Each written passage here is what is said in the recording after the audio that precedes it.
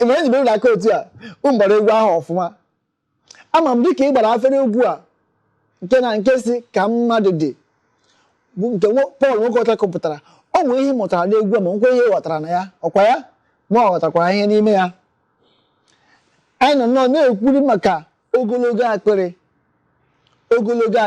ya bụrụ ugbo ka na-ebe ihe onye gị biko akwala maka ka ebe o buru ibu gaa na ọhanta aka anyị dị iche iche na Instagram na Facebook na Twitter ha ncha bụcha @isimbido ị gaa ebe ahụ ị ga-afụ ihe ndị nke m megoro eme na nke m na-eme ugbu a ị ga-ahụ ya n'uju anyị na-ekwu maka longer throat ogologo akpịrị ihe ndị ọ pụrụ ime n'ezinụlọ gị o nwere uru ọ gbara gị ọghọm ndị dị n'ime ya ị ga-afụchara ma ị gaa na ọhanta akụkọ anyị gere ya ọfụma dịka anyị na-ekwu tupu anyị gagbara obere egwu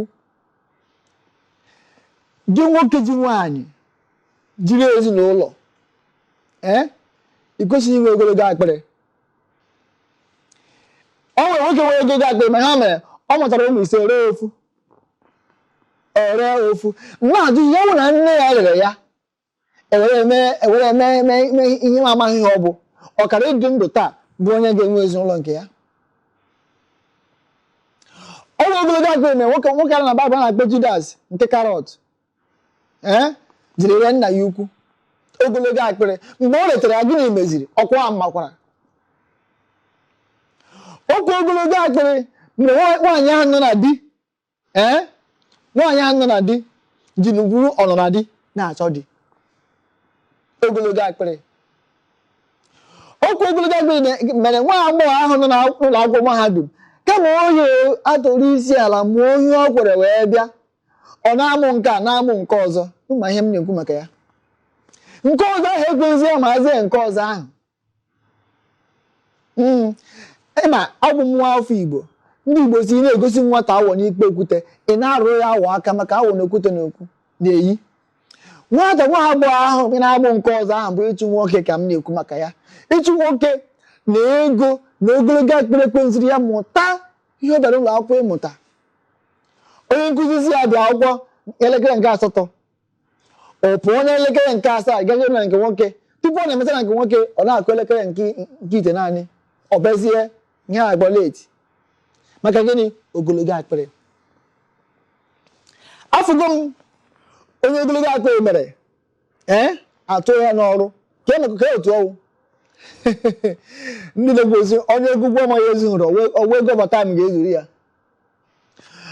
ọ gaghị ziri ya ozi si ya jee gote ihe n'ahịa enye ya ego o wee ruo n'ahịa ọ maghị na ebe ọ gara igote ihe ahụ ọ gaghị ama ebe ahụ eweresi anyị ahụ ebe ego dị ala maka ego anyị ego buru ibu o were eme gịnị machi ya akpa maka gịnị ogologo akpịrị ọ gaghị akpọ ebe ahụ ọ ga-azụ ahịa ọ maghị na ọ gaghị ama ebe ahụ jụọ ego ole ka e resiri ihe a agwa ya ọ jụọ ego ọsụ na ọhịa dị otu ha abụọ wee dị iche ọ gaghị akpọ ya sị ya lawazie arụzina m maka 1,000 naira o wee chụọ ya n'ọrụ maka gịnị ogologo akpịrị o nwere onye nwoke a na-akpọ Ikechukwu onye nwoke ahụ ana m akwanye n'ugwu nke ọma ọ bụghị onye ogologo akpịrị na-akwapụ n'oche Ikechukwu nwata nwoke nwa afọ Igbo dị oji mara ama nwoke mana ibe wetara ya wee ihe na-enye ya ego ka o ime ihe nyere ya aka azụ ọ sị gị na aka gbara azụ emego mmebi ọ ka mma Chineke gara aka ka ọ dị n'ihu ọrụke ha aka ka ọ na-adị n'azụ aka ya gara n'azụ arọ gị arụ na aka ya agaghị arara n'aha Jizọs ma etinye mmem ọ nwere ihe m mụtara n'okwu ahụ o kwuru gịnị ka ọ mụtara ọ ka mma na ị na-akwụ aka gị ọtọ ọsọ aha bụ Ikechukwu na ike esi na Chukwu abịa gịnị ka m na-ekwu ihe m na-ekwu bụ abụ na onye ga-enwe ogologo akpịrị na ndụ o nweghị ebe odu ga-eje eji ha azụ eje Aba o nweghị ebe odu ga-eje wepụ ogologo akpịrị na ndụ gị ma ebu nwoke ma ebu nwaanyị ma ebu nne ma ebu nna ma ebu ụmụ wepụ gịnị ogologo akpịrị dịka anyị na-aga ịchịkọ ya ọnụ ugbu a ọ ga-edakwuzie kwara pụọ kwara bịa ụtụtụ echi mgbe na-asị ọkazi anaghị eji akpa ekechie ya ọnụ. Echefukwana echefu, ya bụ gị nchefu, ihe a bụ Oge Amara n'isi mbido TV. Ọ bụrụ na ị nweghị ohere kirie m na isi bido mgbe m malitere ihe emume a Oge Amara, gaa na ọha nta akụkọ anyị dị iche iche n'Instagram, Twitter, Facebook @isi mbido TV. Ị ga ebe ahụ efu ihe niile nke emegoro eme. Anyị na-aga ịgbara obere egwu, gbara egwu na-aga, gbaa ya ọfụma. Igbo ndị nwe m, ekele m ụnụ. Anyị abịakwala ọzọ tata na isi mbido TV iwetara ụnụ oziọma nke Chineke, oziọma nke onye kere ụwa, Chukwu okike abịa ma anyị akpọkọ onwe n'ụbọchị dị tata. Anyị ma ekele ụnụ niile Igbo bụ Igbo ebe ọ bụla nọ na-afụ onyonyo a na Naịjirịa ma mba ofesi. Ana m asị ngụ onye ji eko ya dekwara ya. Anyị abịakwala ọzọ tata iwetara ụnụ mgbasa ozi ma kpekwara ụnụ ekpere na oge isi mbido na isi mbido TV. Ana m ekele ụnụ ndị chịkọtara mgbakọ. Asị m ya gaziere ụnụ. Aha m bụ Apostle Valentine Chukwuemeka Obodozie. Tata abịara m ịgbasoro ụnụ ozi ọma ma kpekwara ụnụ ekpere. Isiokwu m tata bụ akara ọbara nke ndị oyibo na-akpọ bloodline.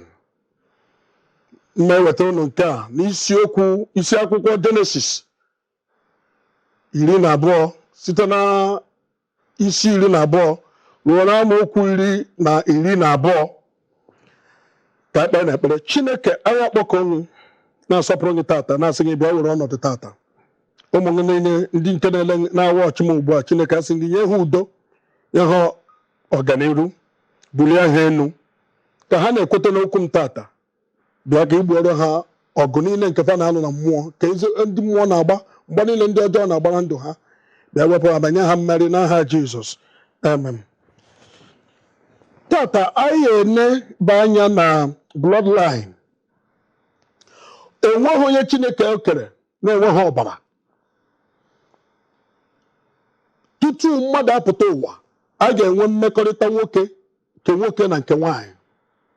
Ọbara nwoke na ọbara nke nwaanyị ga-abịakọta bịa kpụọ mmadụ. Akwụkwọ nsọ ji wee na-agwa anyị sị anyị erikwela ife bụ ọbara, anụ bụ ọbara, anụ ndụ. Anyị erikwela n'ihi na ndụ mmadụ dị n'ime ọbara, dịka akwụkwọ nsọ si wee tinye ya.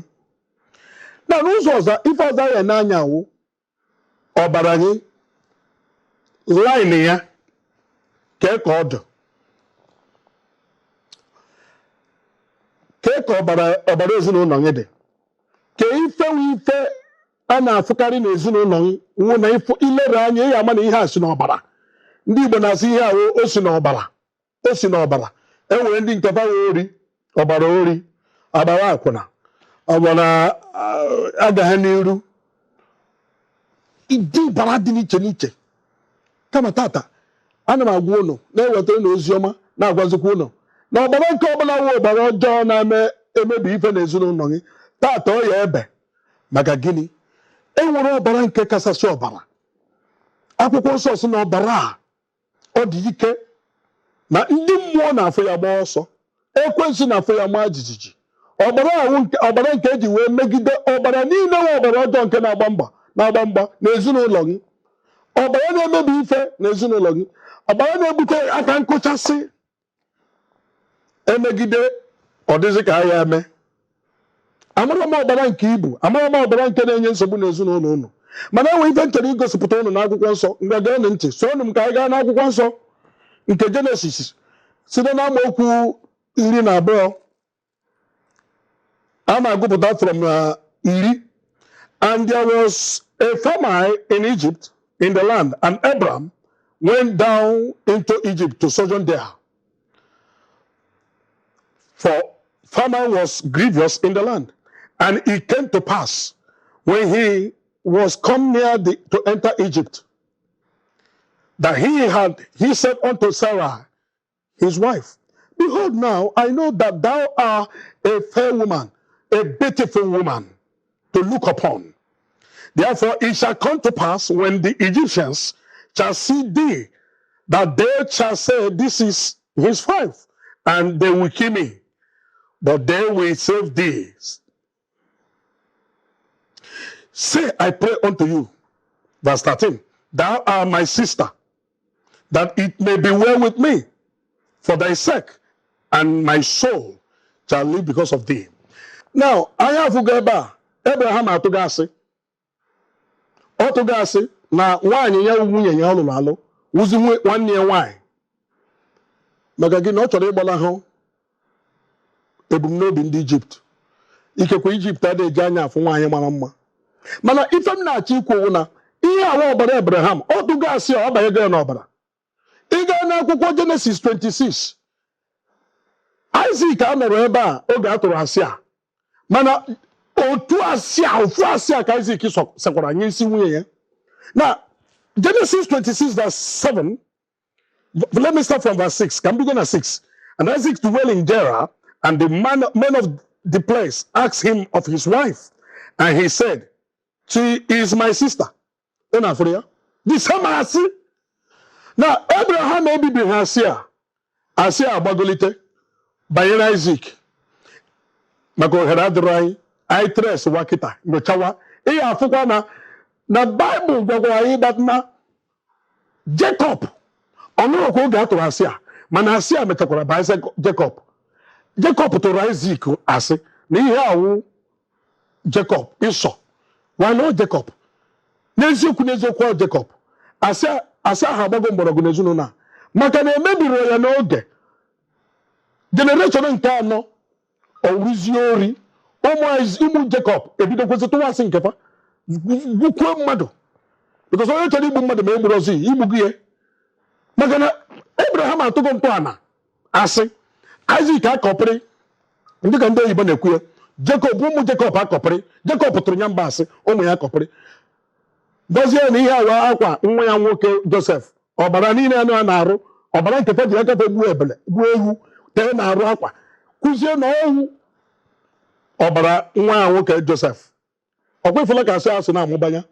Akwụkwọ nsọ gwara anyị na Genesis chapter 3 verse 15 starting from verse 14 bido na 14 ruo na 15 ọ na-ekwu sị na Jehova ewere sị agwa nke rapụrụ Adam na Eve mmetinye ọgbaghara n'etiti iro n'etiti mmadụ na gịnwa maka na Adam na Eve egburu agwọ n'oge na Genesis chapter 12 verse 9 ọwụzie dragon ife ị na-emebighị kịta ga-emesịa were nye ihe ọgụ na mgba n'ọdịnihu.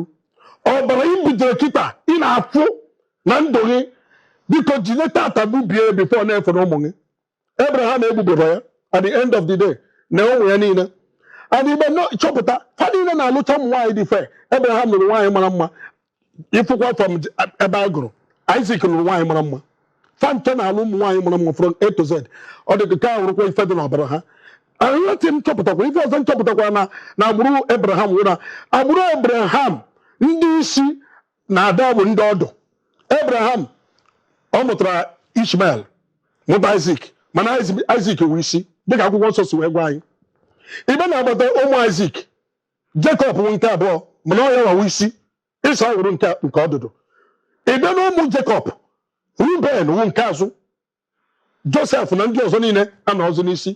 Akwụkwọ nsọ na-abara bụọ ya ọnụ. So gịnị ka a na-ekwu ke ihe nke ezinụlọ gị na-agabiga ke ọbara dị n'ezinụlọ ụnụ ọwa ọbụrụ ohi ọwa ọbara agaghị n'iru ọbara akpasa aghasa ya tata niile ana m ekulite gị wee ọbara Jizọs Kraịst wụ nke kachasị ọbara niile wee na-eficha ọbara ọjọọ niile nke na-agba mgba n'ezinụlọ gị a. Ọbara agaghị n'iru ire ife ibe gị mere ndị ọzọ agafesị nke abịa nke gị ọkpọchie obodo oyibo ibe gị na-eje obodo oyibo apụta na mbasi ejide gị na ezinụlọ gị niile nwebe onye gara obodo oyibo onye gara abroad from A to Z onye ọbụla ebutekwa adịkwa ka ha dị agakọta n'iru adawa ife niile a na-aghasasị tata niile ọbara Jizọs nwa ọbara kachasị ọbara niile ewetara m ya n'ezinụlọ gị ugbu a. Ngwa huleta isi gị ka mkpere ya ekpere. Ọ dị ezinụlọ nke na-eme anya ugbu a na onyonyo a nke ekwensị na-erigide ọbara ọjọọ nke na-aga n'ezinụlọ a ọbara aga n'iru ọbara ime ọkwa atụtụ ime mkpuke bifo alụọ di ọbara alụsịa dị alọtakwa alụsị alọta ana m ebibi gị ugbu a n'aha Jizọs. Eji m ọbara Jizọs ewu nke ọbara nke kachasị ọbara wee na-emegide ike ekwensu nke na-agba mgba na marriages, nke na-agba mgba na marriages, njikọ alụmdi na nwunye di na nwunye ndị Igbo n'ụwa niile. Ana m emebi gị ugbu a ka ị na-ene m anya ugbu a. Ngwa setị aka anyị na TV a, ngwa nọ na ngọzi nke nnapụta, nọ na ngọzi nke nnapụta, nọ na ngọzi nke nnapụta n'aha Jizọs onye nwe anyị. Ọbara niile nke na-agba mbọ na-agba mgba megide ezinụlọ gị, ọbara ọjọọ niile dị n'ezinụlọ unu, eji m ọbara Jizọs na-emegide ha ugbu a, na-echeji ha. Ọbara niile ha ọbara nke ọjọọ nke ekwensu tinyeworo n'ezinụlọ gị tata niile gwa ya nara mkpocha, ya nara mkpocha, ya nara mkpocha, ya nara mkpocha n'aha Jizọs onye nwe anyị. Amen. Dịka ị na-ene anya, aka m bụkwa nwanne unu Apostle Valentine Chukwuemeka Obodozie. Anọ m na Lagos. Aha chọọchị m Global Heritage Assembly, Global Heritage Assembly nke dị na Igando na Lagos. Ị chọọ ịkpọ m n'ekwentị maka ife anyị nọ into, anyị nọ n'ibibi ikikere ekwensu niile n'ezinụlọ, na ekpere ndị mmadụ ekpere obodo niile, ndị mmadụ na-enye testimony, nkwupụta akarịa. Ịchọ ịkpọ m n'ekwentị, enwere ihe family gị na-agabiga, ezinụlọ gị nwere ihe ọ na-agabiga, kpọọ m n'ekwentị, ị ga-afụ ya ka ọ na-agafe na onyonyo a, kọpụrụ ya, kpọọ m mma gere ntị. Ka Chineke gọzie unu niile tutu anyị afọ mgbe ọzọ ya dịrị ọnụ mma, ka ọbara Jizọs chịa n'ezinụlọ unu n'aha Jizọs onye nwe anyị. Amen.